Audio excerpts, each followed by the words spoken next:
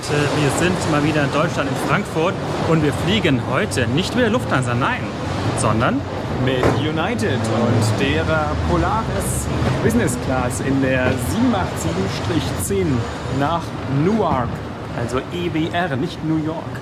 ganz genau, für ungefähr 8 Stunden lang. Ich bin sehr gespannt, was das neue Flugzeug, die neue Business Class so zu bieten hat. Und jetzt gehen wir aber erstmal in die Lounge. Es gibt keine United Polaris Lounge hier in Frankfurt, natürlich nicht, aber dann die Lufthansa Senato Lounge können wir besuchen, weil wir ja einen Status bei SAS haben.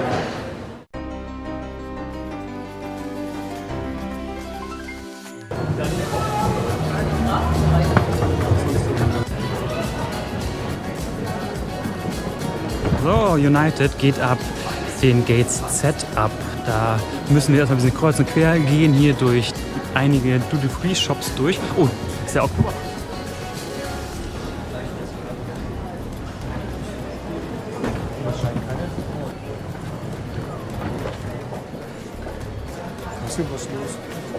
Hier ist Anstehen angesagt.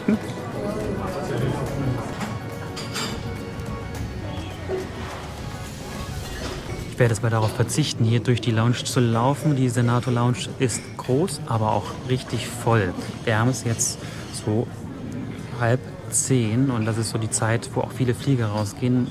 Auch die Business Class ist richtig, richtig voll. Wir hätten noch die Möglichkeit, in die Air Canada Lounge zu gehen, aber die wird auch nicht besser sein. Das heißt, ihr könnt in unseren diversen anderen Videos auch mit der Lufthansa ja bereits die Senato Lounges sehen. Würde ich euch mal ein Video verlinken, dann guckt ihr euch mal die Lounge an.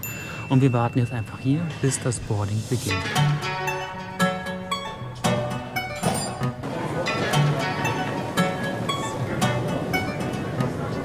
Oh, Document Check ist durch. Immer wenn wir in die USA reisen, ihr ja auch, müsst ihr nochmal ein paar Fragen beantworten. Habt ihr denn alleine geparkt? Habt ihr irgendwelche Flüssigkeiten oder Pulver im Gepäck? Habt ihr dies? Habt ihr jenes? Habt ihr ESTA? Ganz, ganz wichtig. Es gab schon mal Leute, die haben nämlich keins beantragt und dachten, man kann es noch schnell am Flughafen machen. Das kann man nämlich nicht mehr. Das Problem ist, es dauert mindestens 72 Stunden, bis das ESTA ausgestellt ist. Das heißt, so mal kurzfristig nochmal beantragen ist nicht. Ja, früher ging das mal. Wir hatten das schon erlebt, das waren wir im Bus zum Gate und da hat jemand noch schnell ESTA gemacht. Früher ging das. Was heißt früher, aber Vor nicht so lange ein paar Monaten.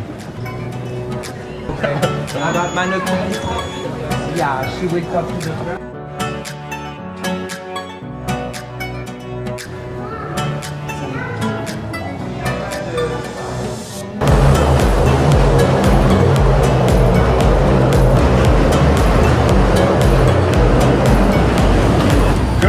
Hello, good morning. Good morning. It's 11L. Okay. I think. Hello.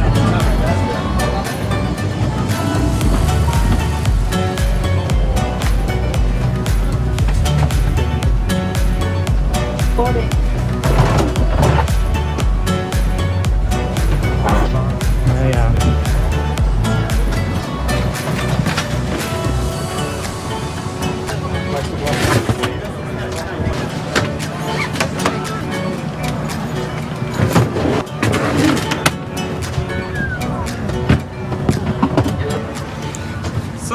Das ist die nagelneue Polaris, also neue Business Class von United Airlines hier in der 787-10. Es lag ja schon eine richtig große Menge an meinem Sitz. Ich habe es schon mal ein bisschen weggetan. Richtig viel, ein Kissen, ein weiteres Kissen. Das ist so ein ergonomisches Kissen, was sich so eindrücken lässt und langsam wieder ausdehnt. Richtig cool. Eine Bettauflage und eine Decke. So, wie gesagt, ich sitze in der letzten Reihe 11L auf der rechten Seite mit hoffentlich einem guten Blick. Das riesengroße Triebwerk ist hier ganz gut zu sehen. Ich glaube, es ist eine Rolls-Royce Trent 1000 das Triebwerk. Also eins der effizientesten Triebwerke, die es gerade gibt auf dem Markt.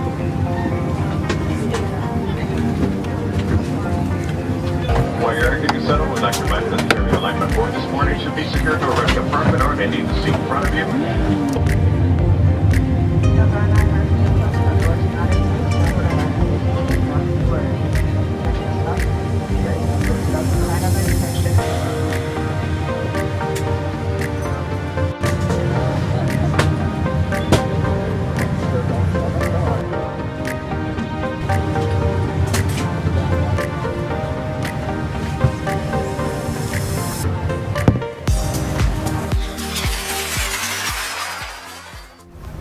So, ich hoffe, ihr steht jetzt einigermaßen. Ich muss aber die Kamera positionieren.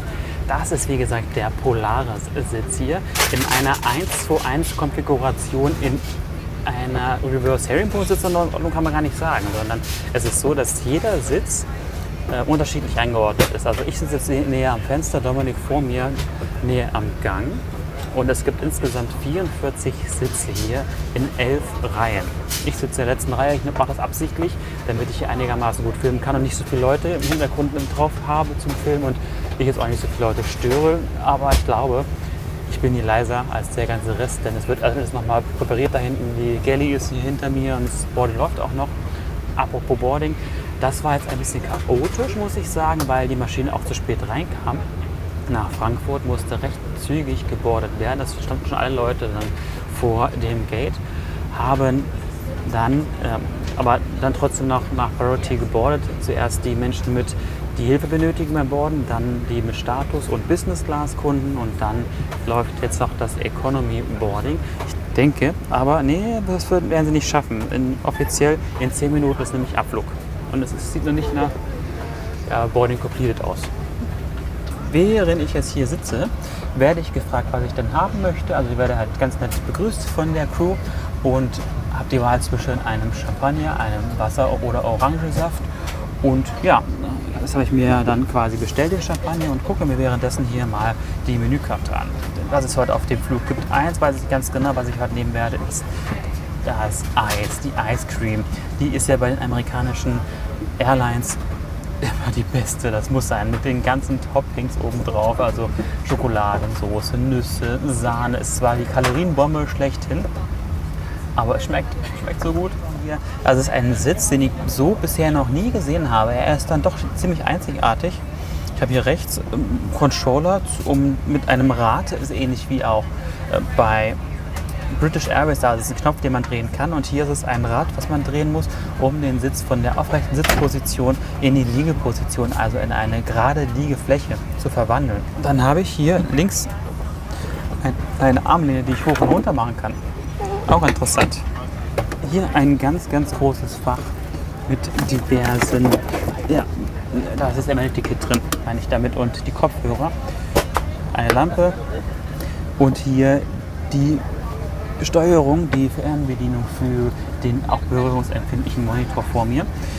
Und die Steckdose sowie USB-Anschluss und Anschluss für die Kopfhörer. USB habe ich auch vor mir, genauso wie den Tisch und noch eine kleine weitere Ablage und die Footrest, da wo die Füße reinkommen, und darunter, da ist auch nochmal Platz, um Dinge wie zum Beispiel eine Kamera abzulegen. Und dann gibt es ja noch die Overhead Bins, also die Compartments über unserem Kopf. Da passt eine Menge rein, wie halt üblich. Und habe halt hier etwas für ein Handy, für ein iPad, für einen Laptop. Eventuell kann ich da rein tun zum Verstauen hier drunter drauf. Auch für die Schuhe passt es hier unten. Ich zeige es euch mal. Kann ich die dahin tun, dann, wenn ich nachher meine Schuhe ausziehe. Es gibt Slipper, wenn man danach fragt. Die sind jetzt hier nicht ausgelegt. Ja, und eine Decke gibt es dann später auch noch zum Zudecken. Jetzt habe ich ja nur so eine dünnere Decke hier. Diese hier. Ja, das ist ja eher so eine Überdecke. Das war es jetzt eigentlich schon. Das habe ich euch quasi jetzt schon den ganzen Sitz auf einmal erklärt. Once again, ladies and gentlemen, I'd like to welcome you on board Flight 961 with service to Newark Liberty International Airport. Hawaii Air getting settled. We'd like to remind us. So, und das ist also die Menükarte. Die ist relativ groß. Es gibt gleich 4 Hauptspeisen zur Auswahl. Ich habe mich für das Short Rib entschieden. Das ist bestimmt sehr, sehr gut. Genau mein Geschmack. Es gibt noch 2 Vorspeisen, Salat und eine kalt servierte Vorspeise. Ich kann aber auch als Express-Meal bestellen. Also wenn ich keine Lust hätte, hier groß zu essen und schlafen möchte, dann geht das auch. Dann kriegt man ganz schnell gleich einen Teller und dann war es das. Das ist okay. Und dann gibt es dann als Dessert, als Nachspeise entweder Käse, den genannten Eisbecher natürlich, oder Süßigkeiten gibt es auch noch. Und während des ganzen Fluges ist in der Mitte, also in der Galley, noch so ein kleiner Kiosk aufgebaut, wo man sich dann bedienen kann mit Kleinigkeiten. Hamburger Wellington gibt es dann zum Ende des Fluges. Also das ist quasi das Fleisch in einem Teigmantel. Das ist eigentlich ziemlich bekannt. Ich bin gespannt, wie das hier bei United schmecken mag. Ja.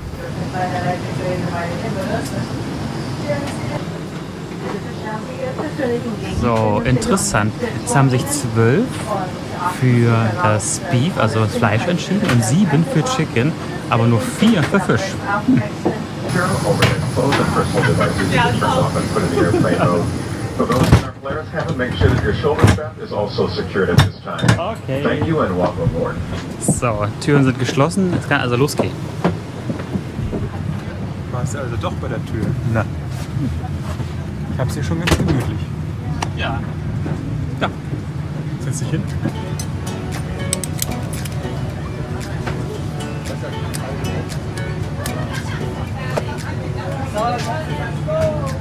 So, okay, dann das ist für heute United Flugnummer 961 nach der roten Schiene.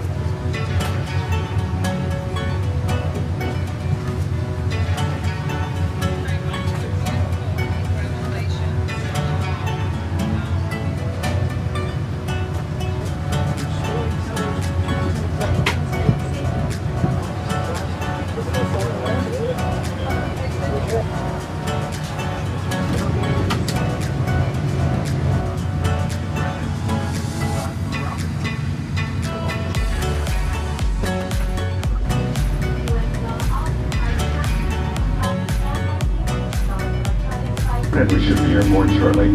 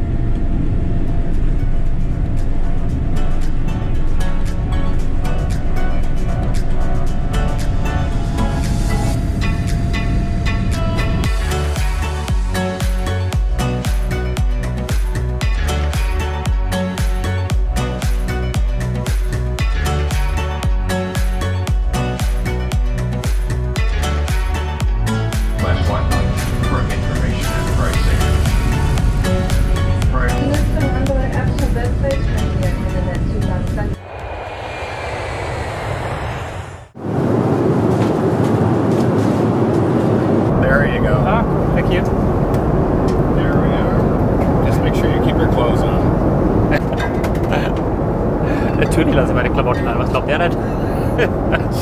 Also, vor mir ist der Tisch ziemlich einfach rauszuholen. Thank you. You're welcome. Ich kann ihn ziemlich einfach nach vorne schieben, um dann den Platz zu verlassen. Oder ihn ganz nah an mich ranholen. Aber drehen kann ich ihn irgendwie nicht. Aber ich kann ihn ja so weit nach vorne schieben mit den Sachen drauf, dass ich so dran vorbeikommen könnte.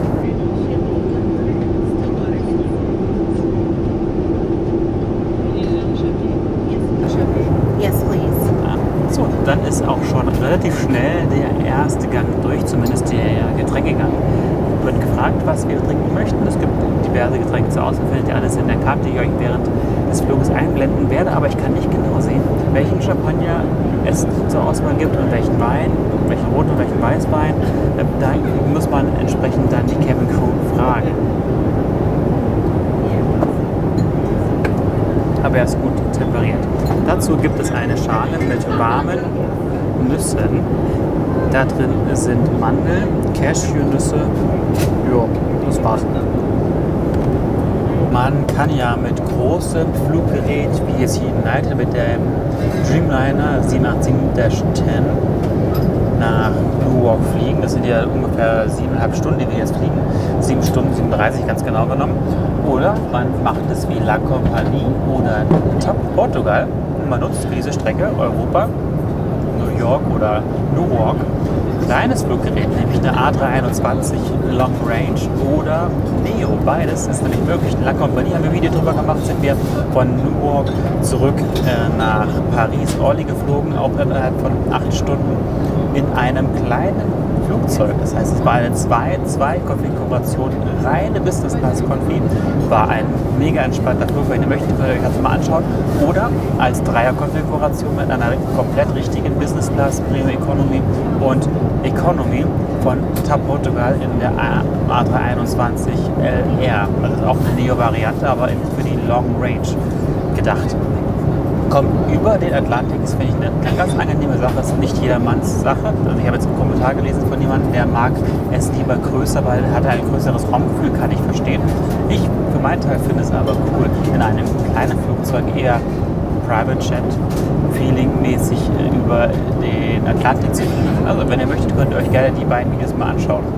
Preislich gesehen habe ich zum Beispiel diesen Flug jetzt gebucht von Paris über Frankfurt, Newark nach Los Angeles für 1.300 € pro Person. Das war ein Deal, den es ab und zu immer noch gibt. Aus Paris sind die Flugpreise sehr, sehr günstig.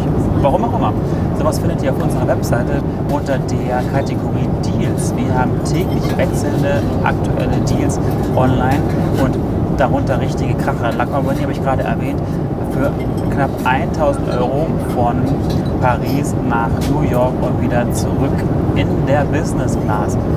Es ist schon ziemlich günstig. Oder jetzt diesen Deal von Paris nach Los Angeles und zurück. Das ist also eine Flugstrecke, die eigentlich mehr als 12 Stunden ist. Das ist schon ziemlich günstig.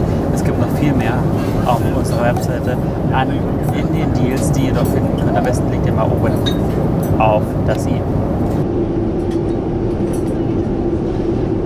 Und schon 5 Minuten später beginnt dann der Gang mit der Vorspeise. Es gibt zur Auswahl auf einem Tablett verschiedene Terrinen, Geflügel und Wurst.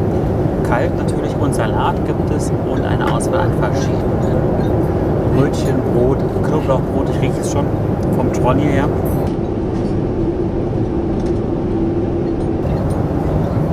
Thank you. Ach ja, United hat ja ein neues Porzellan. Das sieht immer aus, so wie ein bisschen, am besten finde ich ja immer hier, ist ja so Pfefferstreuer, wie der Todesstern von Star Wars. Oh, can I have 2 of the garlic bread, please? Thank you so much. So, das sieht ein lecker aus. Also wie gesagt, ein Salat, eine Oh. Das ist weg. Ich glaube, das ist weg. Na gut.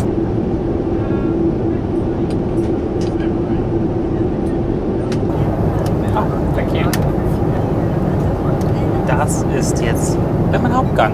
Rinderrippe und Kartoffeln. Und was ist das? Das sieht aber irgendwie lecker aus, muss ich schon sagen. Kartoffelpüree, eine Kartoffelgratin. Das schmeckt gut. Aber schon wieder mal eine riesengroße Portion. Fertig. Ich bin schon eigentlich mega satt, aber es war aber auch richtig, richtig lecker. Also mir hat das mehr als gut geschmeckt. Das war genau mein Geschmack. Denn ich mag gerne gekochtes Fleisch, dazu Kartoffelgratin und das Rechte, das war so ein bisschen wie Sellerie und Möhren, also quasi gedämpftes Gemüse. Perfekt. Da kommt der Wagen mit dem Dessert. Ich sehe ganz viel Kuchen und auch Gläser für die Zutaten für das Eis, also quasi die ganzen Toppings. Oh ja, da ist es.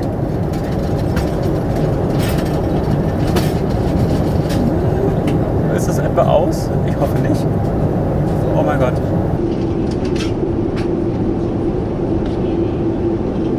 Da ist er wieder, der Wagen mit dem Eis drauf. Was für ein Glück.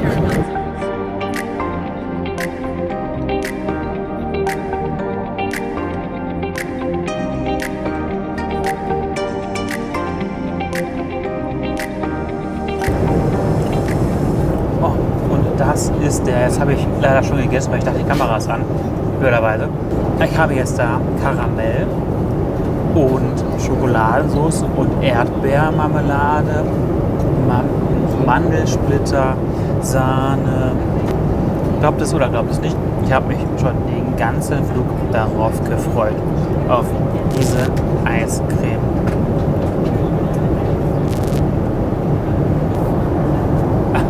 Thank you. Ich kann davon nicht genug haben. Jetzt einfach mal nur. Und das ist besser. Jetzt ist das Eis, also das Vanilleeis, schon nicht mehr ganz so hart, wie es vorhin war. Jetzt kann man es auch viel einfacher essen. Jetzt ist auch das Essen durch. Bin auch mega voll jetzt nach den 2 Eisbechern. Ich zeige euch jetzt noch schnell mal, was im Ticket drin ist, denn da brauche ich jetzt ein paar Sachen. Und dann gehe ich nochmal schnell in eine von den 4 Toiletten, die es hier gibt. Es gibt 2 im hinteren Bereich, 2 vorne. Nehme ich natürlich auch mit, aber das ist erstmal das Ticket. Eine ziemlich große Tasche mit ganz vielen Cremes. Das fällt mir als erstes auf. Hier eine Packung. Papierpackung. Und da sind dann die Cremes drin. Noch eine kleine Parfüm. Ne, das ist nur in der Beschreibung. Okay. Ein Gesichtsreinigungstuch. Dann gibt es nochmal eine Gesichtscreme, eine Handcreme und Lippenbalsam. Das ist ja irgendwie immer dabei. Taschentücher, eine Schlafmaske zusammen mit den Ohrstöpseln, Socken und die Zahnbürste zusammen mit der Zahncreme. Das war's. Und ein kleiner Kugelschreiber noch in der Mitte. Perfekt.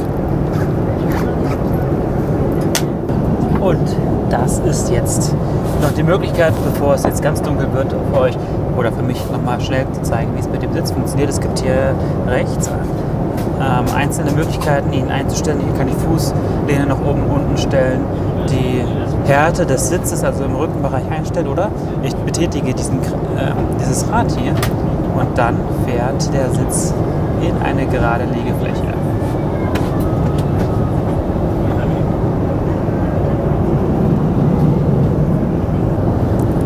Schon bin ich drin und muss sagen, also ich fühle mich hier eigentlich relativ wohl. Also ich bin jetzt mehr am Fenster, also weiter weg vom Gang und habe hier einen ziemlich privaten Teil für mich alleine, so eine Art kleine Suite, muss ich schon sagen.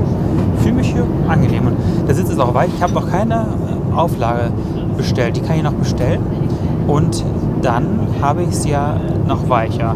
Könnte sein. Also von daher könnte ich hier gut schlafen. Werde ich aber nicht, weil es ist ja für uns ein reiner Tagflug und wir kommen nachmittags, ich glaube so 14 Uhr Ortszeit in Newark an und dann geht es für uns weiter, ein paar Stunden später dann nach Los Angeles, aber das ist ein anderer Flug in der 757 von United.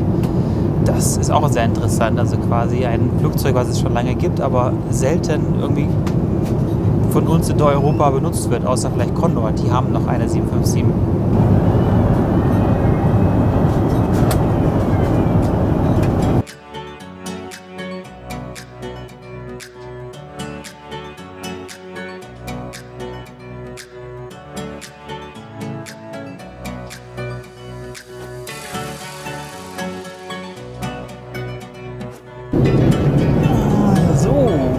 Und das ist jetzt die Auflage hier, die macht es nochmal ein bisschen weicher, zusammen mit diesem komischen blauen Kissen hier, was ich irgendwie doch wieder cool finde, weil man drückt das so zusammen und dann kommt es langsam wieder raus, also quasi wie so ein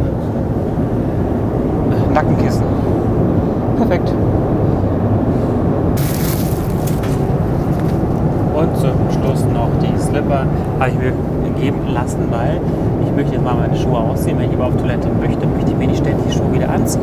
Dafür sind dann die Slipper da.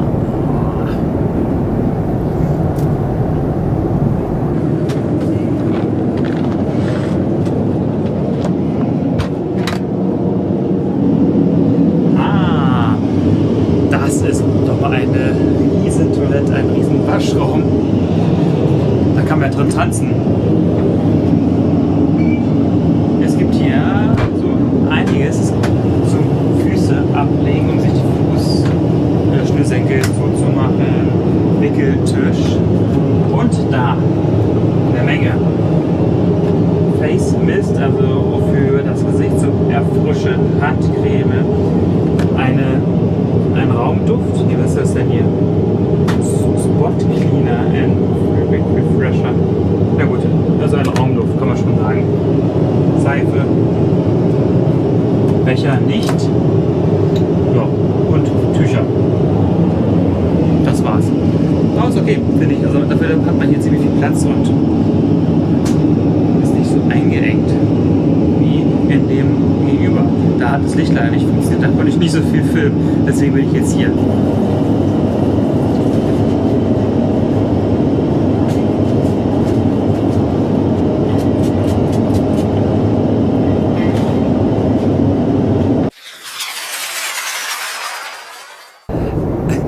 Man macht sich schon über mich lustig. Oh, das war heiß.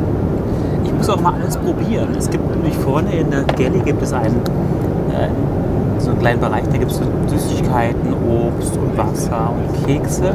Da habe ich mich schön bedient und dann hat uns der Purser, Marc, noch so einen schönen Schoko-Brownie gebracht, der ist warm. Da war es mal leider zu dunkel, jetzt war ja ein bisschen heller hier. Und es gibt immer so, wie man bestellen möchte, so ein veganes Curry. Und dann haben sie gesagt, oh Gott, wie viel kann ich eigentlich essen? Das frage ich mir manchmal auch. Aber irgendwie das Gefühl, ich muss es doch mal probieren. Voll behalten. Es ist nur noch 44 Minuten bis zur Ankunft, aber es wird noch fleißig serviert hier in der Kabine. Es gibt auch noch dieses sogenannte Arrival Macaroni and Cheese. Das mag ja Dominik total gerne. Oder halt den Hamburger Wellington. Ja, und weiß nicht, wie sie das jetzt so schnell hinkriegen wollen, aber ich denke, ja doch, es wird schon ausgeteilt, so langsam. Ja, ich räume meinen Platz schon auf, packe so ein bisschen meine Sachen ein und dann landen wir entspannt, wirklich entspannt in Newark. Dann haben wir 5 Stunden Zeit, dort Transitzeit, um dann weiter zu reisen nach Los Angeles. Ein bisschen lang, aber es gibt ja die neue Polaris Lounge in Newark. Da bin ich ja total gespannt drauf, aber das ist dann ein anderes Video, könnt ihr dann sehen, wenn ihr noch bis zum Schluss wartet und dann euch die Endcard nochmal anschaut. Da werde ich euch 2 Videos vorschlagen, die ihr euch dann quasi als nächstes angucken könnt, wenn ihr möchtet. Thank you. Okay, das sieht auch aus wie ein Burger. Also da drin wird sich dann Fleisch verstecken mit ganz viel Ketchup und Senf. Ach, das sieht eigentlich ganz lecker aus.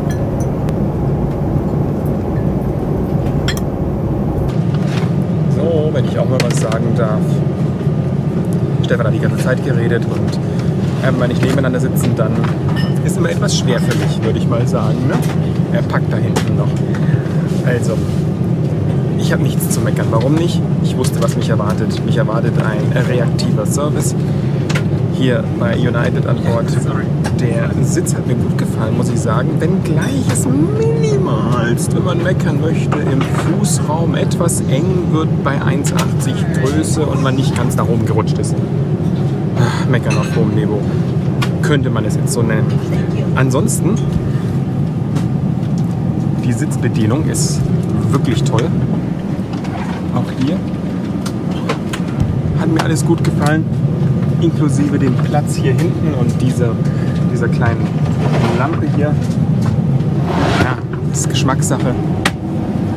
Man sieht schon hier Privatsphäre. Ja, es geht schon. Man hat ziemlich viele Menschen auf einen Raum. Ja, nicht reingepackt, das ist das Falsche. Man nutzt es effektiv aus und hat dann trotzdem mit solchen Dingen wie diesem Divider hier versucht oder es auch geschafft, die Privatsphäre hochzuhalten, wenngleich ich natürlich sehen kann, was mein Nachbar hier isst und ihn dabei aber nicht oder auch was er im Monitor schaut. Ja, das soll es eigentlich von mir gewesen sein. Ich war zufrieden. Reaktiver Service, so wie man es kennt. Wenn man was möchte, muss man es eben sagen. Und das funktioniert eigentlich ganz gut. Vom Essen her, schade, dass wir ab Deutschland geflogen sind. Der LSG-Service war gut, auf jeden Fall. Also mir hat es geschmeckt, das Fleisch war gut. Macaroni and Cheese am Schluss. Mag nicht jeder, ich mag das total. War lecker und das Eis ebenfalls sehr gut. Was soll man sonst sagen?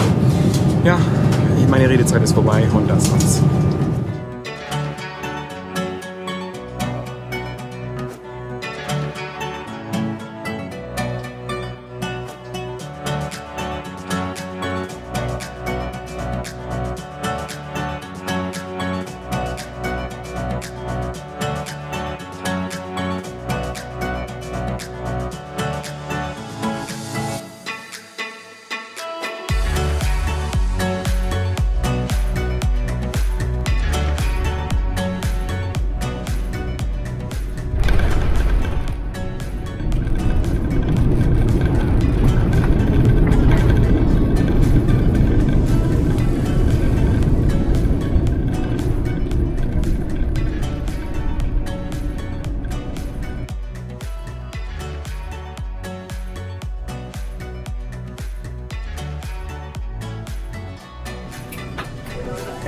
Remember, disarm doors for arrival. Cross-check and stand by for all call. Bye bye, thank you very much. Have a great night. Bye. Bye. Bye, bye. Das war eine richtig nette Crew hier an Bord von United in dem Dreamliner. Naja, jetzt müssen wir noch schnell zu der Einreise, weil es ist in den USA ja so, dass man, wenn man am ersten Flughafen ankommt, muss man auch sein Gepäck abgeben, also abholen meine ich, und auch ordentlich einreisen. Das kann also manchmal ein bisschen länger dauern. Oh.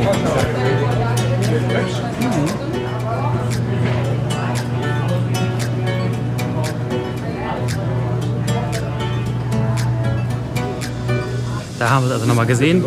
Die richtig tolle Maschine heute, nagelneu, 787-10. Ja, war ein toller Flug, muss ich sagen. Also mir hat es gefallen, die Crew war toll, der Sitz ist so ein bisschen gewöhnungsbedürftig. Ich hatte genügend Platz, Dominik sagt, er hätte weniger Platz im Fußraum gehabt. Vielleicht macht das schon einen Unterschied, dass man vielleicht den Sitz nehmen sollte, der etwas näher am Fenster ist. Weil für mich war er okay, aber da muss man halt reinkriechen. Essen war auch gut, Service war gut, kann mich nicht beschweren. Wir sind pünktlich angekommen, alles toll. Dann vielen Dank fürs Zuschauen, würde ich sagen. Ne? Bis zum nächsten Mal. Ciao. Tja. Oh. Das ist weg. Und? Haben die Frankfurter gut gekocht? Just make sure you keep your clothes on.